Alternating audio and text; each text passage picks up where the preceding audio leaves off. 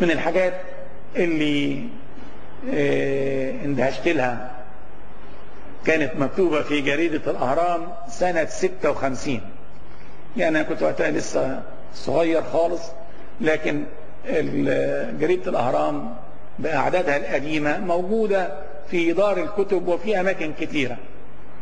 الخبر اللي جه في جريدة الأهرام بيقول كلام لو منشور في مجلة مسيحية يبقى معقول، لكن في جريدة الأهرام ده اللي خلاني أهتم بيه.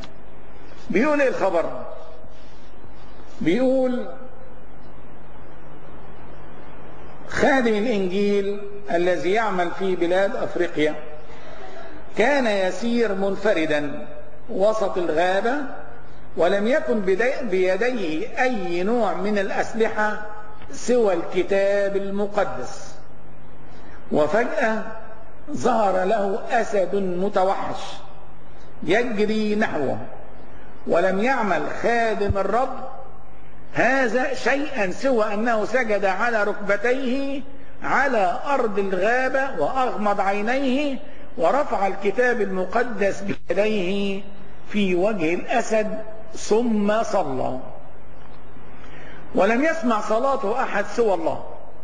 وبعد الصلاة انتظر أن يهجم عليه الأسد ليفتك به في أي لحظة، لكن مضى الوقت دون أن يحدث شيء.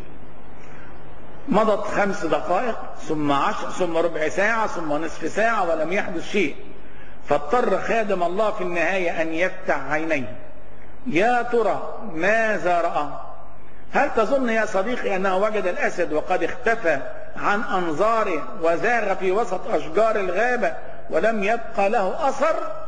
كلا، إن الله الذي يسمع الصلاة ويعطي أكثر جدا مما نطلب أو نفتكر عمل عملا عظيما للغاية. لقد وجد خادم الرب بعد أن فتح عينيه أن الأسد قد وقع أمامه ميتا لا يبدي حراكا. كل عمله الخادم مسك الكتاب المقدس حطه قدامه وصلى. الأسد ما هربش، لكن الأسد مات صريعا.